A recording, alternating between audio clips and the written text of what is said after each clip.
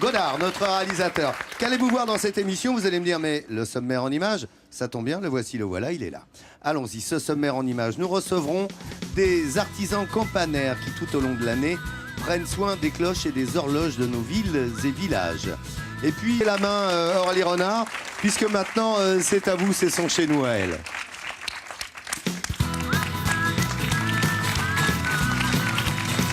Ça tintinabule. Aujourd'hui, nous allons parler patrimoine, mais patrimoine moderne. Alors, ils sont électriciens, grimpeurs, forts en bras, presque musiciens, ils sont artisans campanaires. Est-ce que vous savez ce que c'est? Artisans campanaires. Campanaires. Les cloches. Exactement, bravo Pierre. Autrement dit, oui, ils soignent les cloches et les horloges de nos villes et nos villages. L'entreprise dont nous avons choisi de parler est installée depuis 80 ans dans les faubourgs d'Alès, à Saint-Privat-des-Vieux. Mais autant vous dire qu'ils bougent en permanence. Nous avons suivi Philippe pendant une journée dans sa tournée des cloches. On est rentré épuisé par son rythme de travail. Première étape à Marseille, je vous laisse découvrir son œuvre Portrait. Quartier de la Blancarde à Marseille. Il est midi. L'Angélus se met à sonner dans le clocher de Saint-Pierre. Madame, qu'est-ce que ça vous fait de réentendre les cloches sonner? C'est émouvant, ça me donne les larmes aux yeux, c'est formidable. Ça fait vivre le quartier. Car ici, jusqu'à présent, les cloches ne sonnaient pas. D'ailleurs, elles n'existaient pas, jusqu'à ce que le diocèse et ses habitants rencontrent Philippe. Qu'est-ce qui a changé ici en 6 mois? Eh bien, ici, on se trouve dans la chambre des cloches maintenant. Avant, c'était quoi? C'était un puits vide, équipé uniquement de quelques poutres et de la cage d'escalier. On y va? Allez, on y va. Quelques marches plus haut, en effet, 3 énormes cloches sont installées. De vieilles dames plus que centenaires, récupérées dans un grenier oublié et installées ici en juillet dernier par Philippe et ses collègues. Voilà. Là, on voit qu'il y avait du serrage à faire sur les extrémités. À la manœuvre, notre artisan campanaire, autrement dit, le chef d'orchestre de ces dames. Philippe, qu'est-ce que ça vous fait quand vous entendez la cloche tinter? Ben, ça me fait vibrer, comme elle. Pourquoi? Qu'est-ce qui vous plaît dans ce métier? Ben, ça permet donc de pouvoir redonner une vie à la cloche qui était donc oubliée dans un endroit et qui ne tintait plus du tout. Attention, son métier n'est pas de les fondre, mais de les magnifier. Voilà, là, encore. À quelques kilomètres de là, nous retrouvons Philippe avec Jean-Marc. Voilà. Cette fois, c'est une opération gros bras qui nous attend. Vas-y. Vas-y. C'est bon. Et tu la tournes encore? Allez, je la tourne.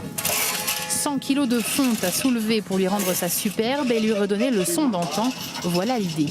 À eux deux, ils en sont à 1000 manœuvres de ce type, tout en humilité. Voilà. Ça demande un petit peu de précision, car il faut bien s'assurer du levage qui a été préparé au préalable. Et ensuite, il s'agit de bien ajuster quand on tire sur les palans mécaniques pour s'assurer d'une bonne dépose et de bien guider la cloche sur son assise. Une tradition. Depuis 1932, de père en fille, cette petite entreprise tutoie les cieux du sud de la France et leurs plus beaux instruments. C'est un élément très important au plan de notre culture. Ça permet de véhiculer tous les instants heureux et malheureux de la vie. Et puis, c'est aussi un instrument sonore qui rythme le temps qui passe. Donc, elles ont plein d'avantages et on ne peut que les aimer quand on accepte de les rencontrer. Alors désormais, quand vous les entendrez, pensez-y. Certaines cloches sont bien loin de sonner creux. Et oui, et derrière ces cloches, il y a du sentiment. Du sentiment, il y en a plein. Chantal est avec nous, on vient de vous voir dans le reportage. Vous êtes petite fille d'artisan campanaire, c'est une grande tradition. Alors elle se noue où, l'histoire d'amour ? Eh bien, écoutez, effectivement, c'est une grande histoire.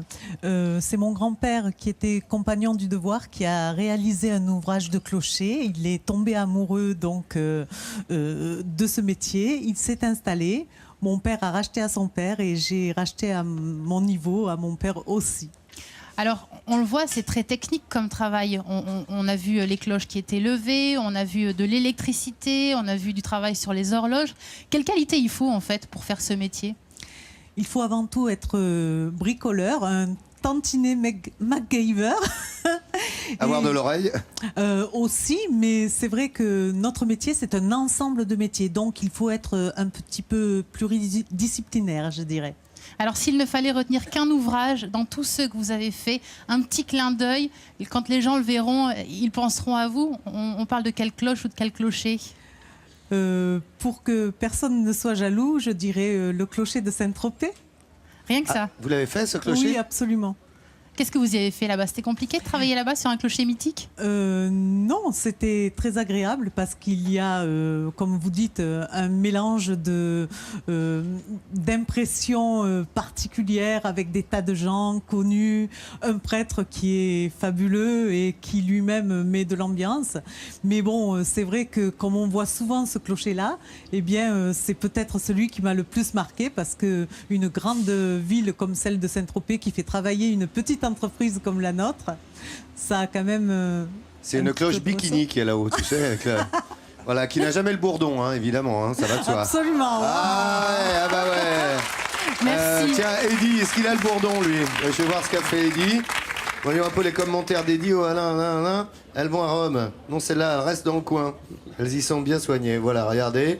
Voilà, t'es Eddy Ponce, hein, qui nous croque tous les sujets que nous faisons dans Midi en France, qui lui-même, d'ailleurs, sera au festival de dessin animé de Nîmes au mois de janvier, où il va présenter des petits cours d'1 minute de dessin animé à sa façon, que nous souhaitons d'ailleurs sur France 3. En tous les cas, on lui souhaite, on verra les créations d'Eddy dans les mois à venir. Vous pouvez continuer, hein, Eddy. Madame, donc on parlait de Bourdon, donc oui, les cloches. Non, on voulait juste la remercier d'être venue, de nous avoir fait découvrir ce joli métier. Merci aussi à Philippe. Une dernière question, vous avez dit, vous avez votre grand-père, le père, vous l'avez racheté à votre propre père. Est-ce qu'il y a cette filiation se poursuit ou pas? Est-ce que dans votre famille, les enfants sont prêts à reprendre votre entreprise? Oui, ben écoutez, ma fille est là Voilà, et elle travaille dans l'entreprise. Ah, voilà. Voilà, et sinon, si jamais elle ne veut pas, je pense que ça se fera quand même dans le cadre des collaborateurs et de leur filiation. Eh bien, écoutez, bravo. Bravo, Une grande mademoiselle. histoire de famille. Bravo, félicitations. Remarquable ce que vous faites. Nathalie est dans le blue jean que nous expliquait la toile de Nîmes.